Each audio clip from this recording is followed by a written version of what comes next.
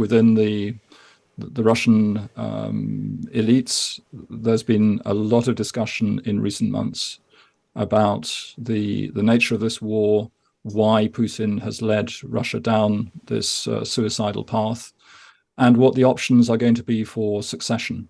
Succession used to be an absolutely sort of forbidden subject, but from what we understand, it's been in recent months the only thing that people really want to talk about, because it's their future. Are they really going to live in a country that's under this extreme form of sanctions, where they essentially can't travel, they can't buy property abroad, they can't do many of the things that they had become accustomed to doing?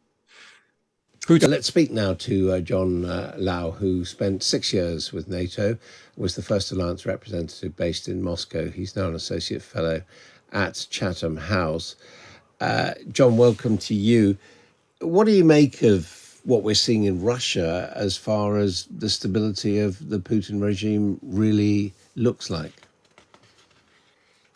Thank you. I mean, this is the very big question. My first impression is that the situation is still not clear. Yesterday, there was an attempted mutiny by Prigozhin and his forces. And what's remarkable is that they were able to march into Rostov, down in the south of the country, to effectively take over the military district headquarters, and then proceed north, almost with no obstruction.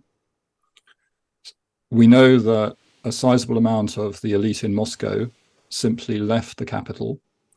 That included President Putin.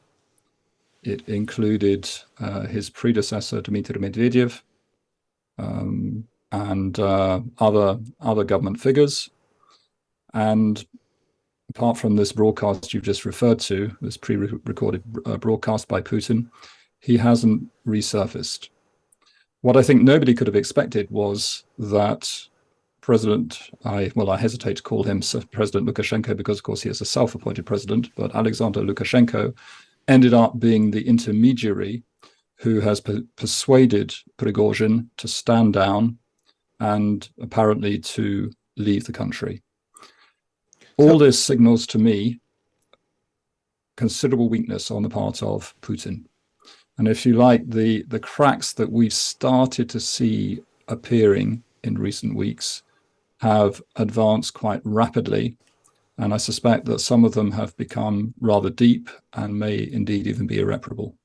So this has real consequences for Putin's grip on power and the conduct of the war against Ukraine. So you would actually see, rather than some people reporting that Prigozhin has, won up the white flag and gone to Belarus, you would see this still as being very much a power play, perhaps a triangular power play involving Putin, the Wagner Group, and also Belarus?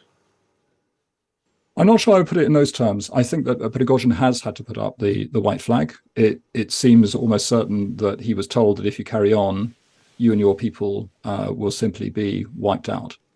So there's no point. But there is an exit for you. And he chose to take that. Now, the question is, what will the forces that were loyal to him now do?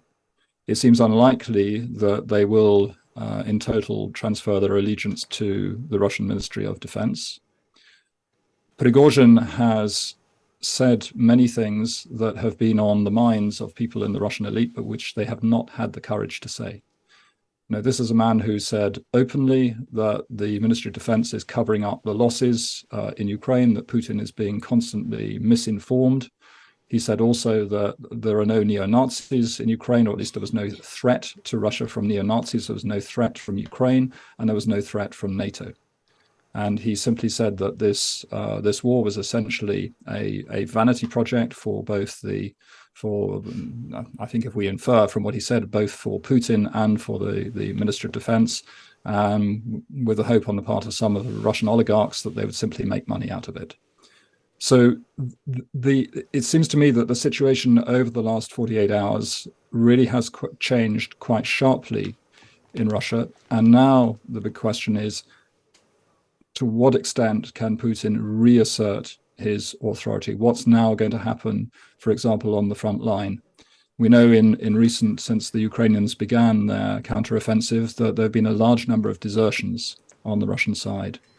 And in these conditions, I think it's fair to conclude that officers and soldiers, if they're at least reasonably informed about what's going on back home, they are probably going to have less will to fight in this war. Now, that would suggest that if President Putin can't reassert his authority from the perspective of Ukraine, there might actually be some optimism that a new regime or a newly redirected regime in Russia will be less keen on pursuing the war. Does that follow? Yes, I think that does follow. We know, at least anecdotally, that within the Russian elites, there's been a lot of discussion in recent months about the nature of this war, why Putin has led Russia down this suicidal path, and what the options are going to be for succession. Succession used to be an absolutely sort of forbidden subject, but from what we understand, it's been in recent months the only thing that people really want to talk about, because it's their future. Are they really going to live in a country that's under this extreme form of sanctions, where they essentially can't travel, they can't buy property abroad, they can't do many of the things that they had become accustomed to doing?